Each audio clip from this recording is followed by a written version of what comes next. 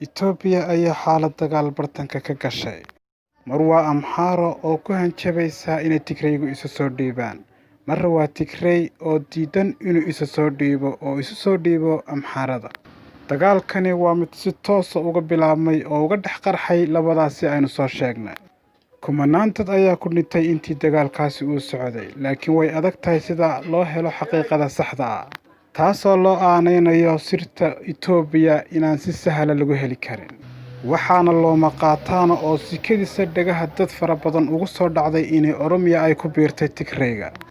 Amharadu waxay ku hanjabtay haddii Tigraygu isu soo dhiibi waayo inay cagta marin doonto. Tigrayguna waxa uu sheegay inaanu isu soo dhiibi doonin ilaa midhka ugu dambeeya ee iyaga ka mid uu dhinto.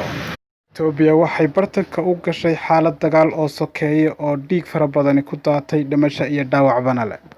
taasoo u muuqata in Itoobiya martigelisay dagaal aad iyo aad u ba'an. Dagaalkaasoo noqon kara kii ugu xumaaya Itoobiya abid soo mara. Haddaba dowladda uu garwadeenka ka yahay Abiy Ahmed ayaa u muuqata mid guuldareysatay, kana qoomamaysay xadgudubyadii ay ku haysay qoomiyadaha Itoobiya. Isbahaysiga ay sameynayaan Oromada, Tigrayga iyo qoomiyadaha kale ayaa isaguna wuxuu ku tusayaa inay qadiyadda Itoobiya ka jirta ay dhaaftay bartii la yaqaanay. Haddaba Itoobiya sidaynu wada ognahay waxay qabatay muddo cayiman, taasoo ugu talagashay Tigraygu inuu isku soo dhiibo muddadaasi ay qabatay, taasoo ku beegan 25 bishan aynu ku jirray 11 oo ku beegan maalinta Arbacada. waxaana ka hadhay muddadaasi dhammaadkeeda saacada yaro kooban. Itoobiya waxa uu ku wajahan yahay gobolka Tigray. Haddaba sheekadu Tigray way ka badan tahay oo waxa ku soo biiray qoomiyado kale oo dhinac uga soo wada jeeda Amharada. caawinta diyaaradaha dagaalka Itoobiya ee Imaaraadku ay bixinayaanna waa mid iyaduna u baahan falanqayn gaar ah. Itoobiya markay aragtay isbahaysiga iyo gaashaanbuuraysiga ka jira gobolka Tigray waxay isku mar dagaal gelisay dhammaanba ciidanka Itoobiya. waxaana ka mid ah ardaydii jaamacadaha ilaa ardaydii dugsiga sare. Tigrayga iyo xulufadiisuna waa mid kala siman arrintaasi. Haddaba dagaalka Itoobiya ka socda saameyn intee leeg ayaa laga filayaa inuu ku yeesho Geeska Afrika.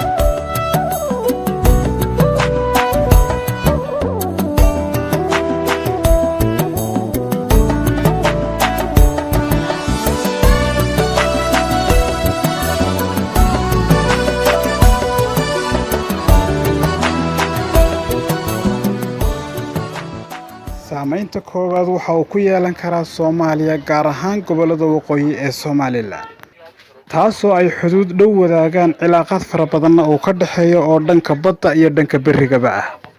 qudraddu Soomaaliland waxay ka soo gashaa 99% dhanka Itoobiya, taasoo laga dareemo markay Itoobiya dhaqdhaqaaq dagaal ka jiro inay isdhinto qudradda sida hagar la'aanta uga imanaysay Itoobiya. qaadka ka yimaada Itoobiya ayaa isaguna si toos ah u soo gala Soomaaliland. labadaasi aynu soo sheegnay waa kuwa ugu sahlan ee la filayo inay iyagu si toos ah ay u hirgalaan. bal haddaba sidaad ula socoto dhaqdhaqaaqii ugu dambeeyay ee Itoobiya ka jiray, fadlan channelkeena subscribe saarta si aad noola socoto waxyaabaha aan soo dhigno.